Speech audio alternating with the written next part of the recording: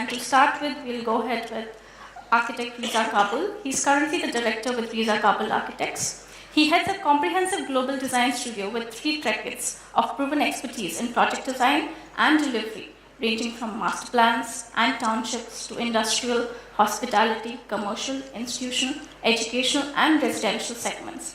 One of the foremost talents in the realm of Indian architecture, Reza Kabul has envisioned and successfully executed a string of path-breaking projects centered on the design philosophy of liberating spaces.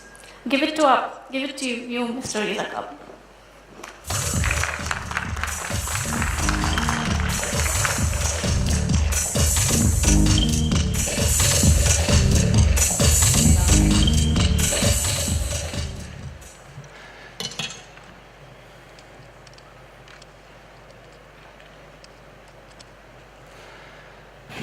Good afternoon, everybody, and thank you for giving me this opportunity to speak here.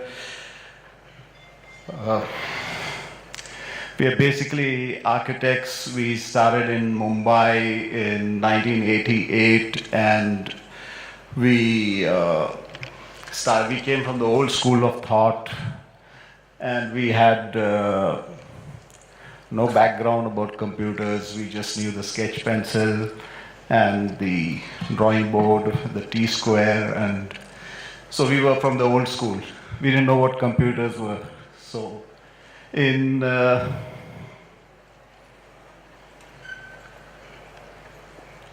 I don't know how this works.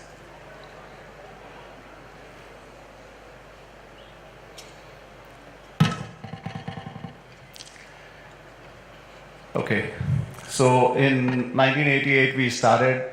And up to 1981, as I said, we had the drawing board.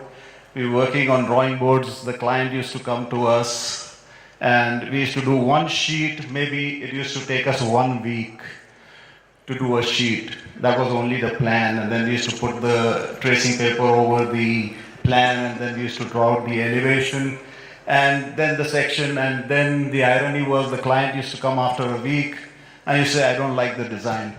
And you would start all over again, and you say, okay, come back next week.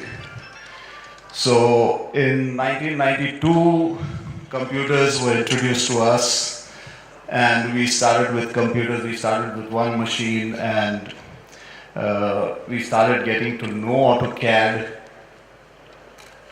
We started getting to know AutoCAD, what AutoCAD was.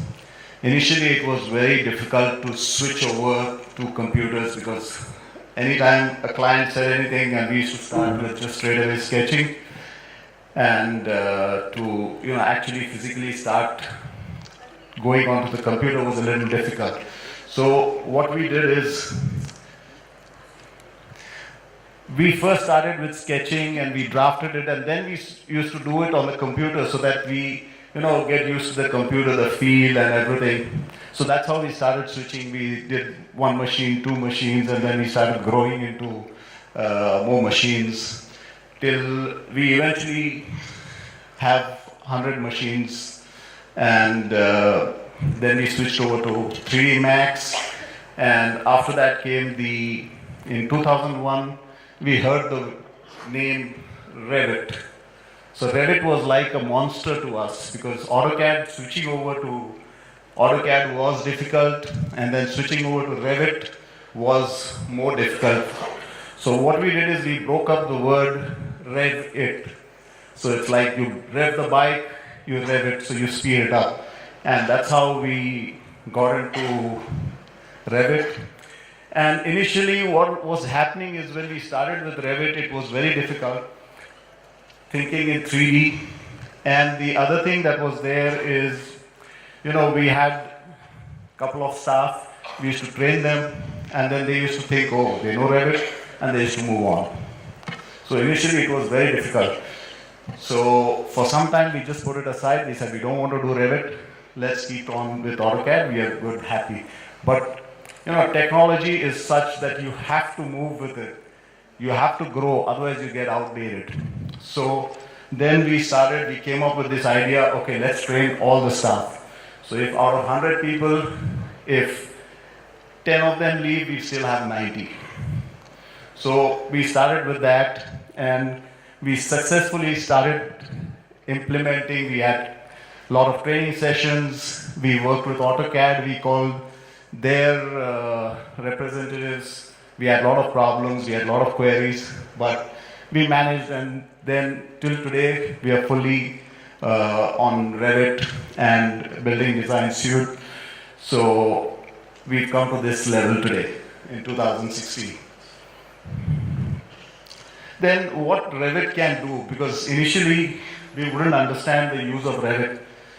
So then we started, when we came up with Revit, we started working with Revit for some time. Once we got used to it, then we saw the possibility of exploring various forms, creating various forms, doing various shapes.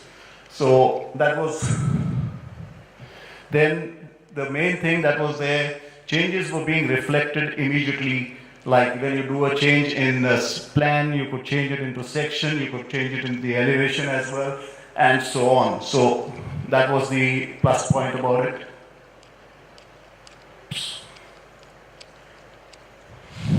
Sorry. Then we could quickly swap it between 2 and 3D. And then ease of creation of construction drawings.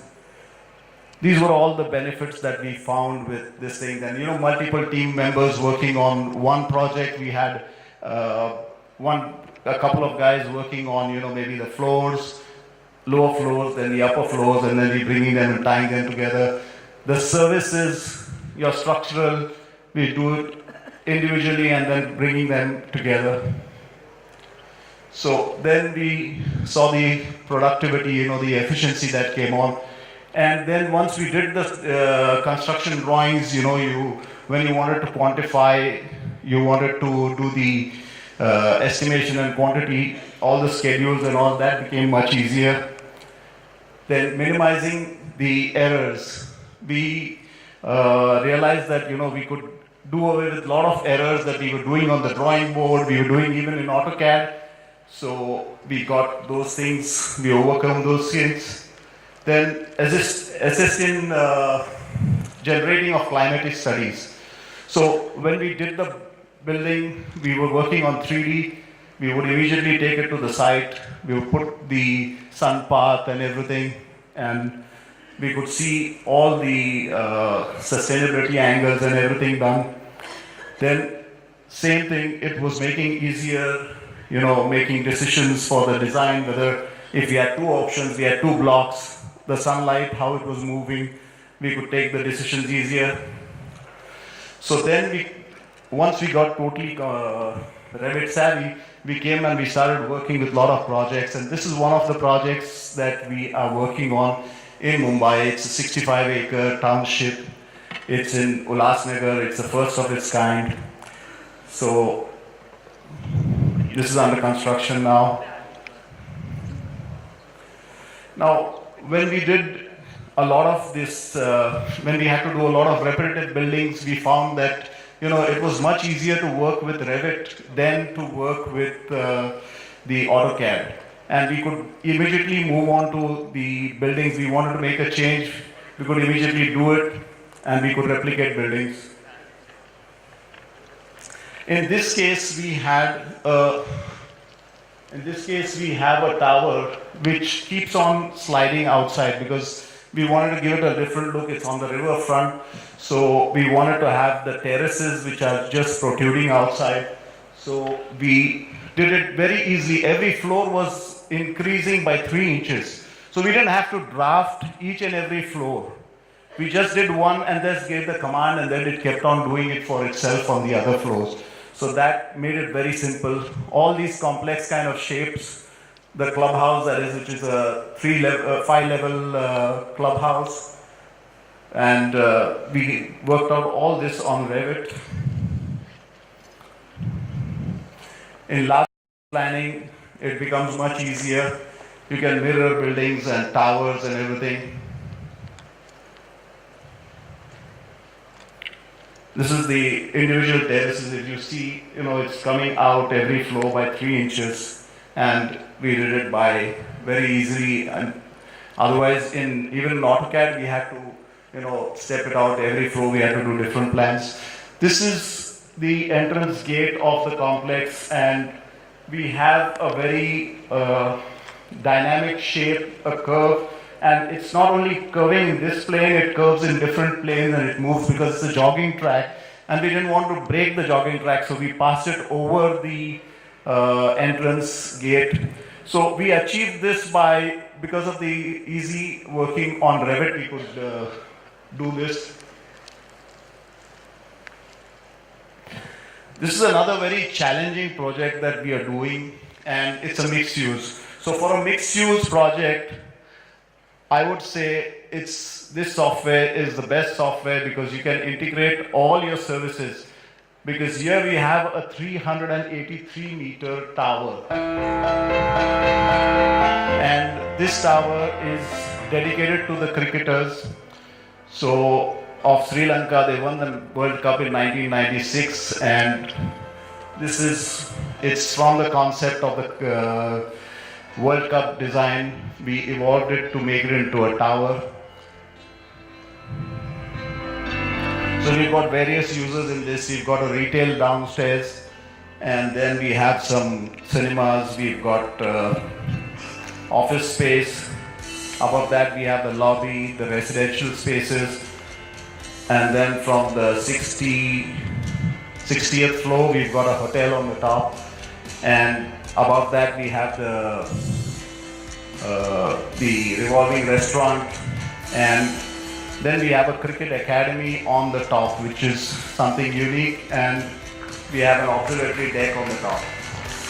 So, we could achieve this by this software because we integrated all our services, consultants and everything, and we did the structure because there are so many beams, there are so many transfer girders on different levels. So we had to, we worked it with this. This is how we have all the levels worked out. This is the sun path analysis.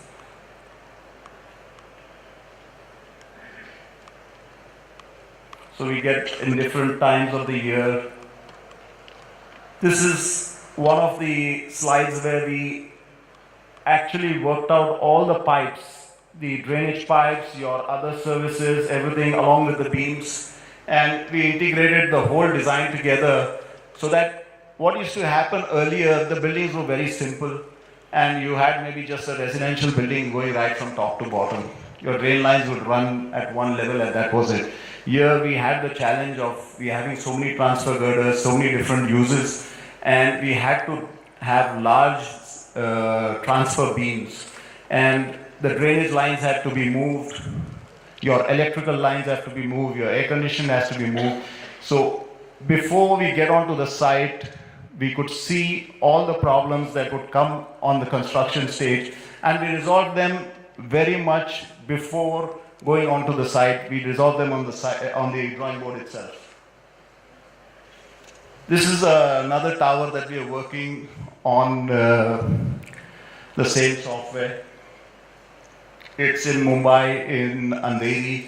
It's a 140 meter high tower. It's in fact been awarded the Asia Pacific Residential Building Award. So here we have 5 levels of podiums, the health club, the E-deck level, and then the tower, and on top we have, that's the drop-off and the approach. Then we have the E-deck level where we have the swimming pool and all the amenities. The apartments overlook the swimming pool and the cityscape. And lastly, on the top we have the Sky Lounge. So here again we have a lot of different changes in the services, your structure, everything, and that's how we could manage it with the software. So when we were doing the initial design, we wanted to see various forms. So we came to this X form because of the cross ventilation, and the light coming into the room. So we could achieve all this. We did various options, and we came to this, and we saw that was the best thing. Then you can, work out the varying heights, everything that is there within the floors and everything with the software. This is the maximizing on the cross ventilation, the light, how much it filters into the rooms. And that's it. Here we are standing.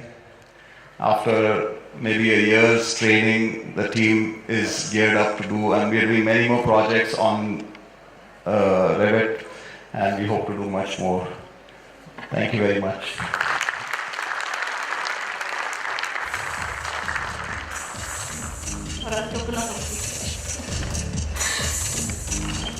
Thank you, Reza sir. This is for you. A small token of appreciation.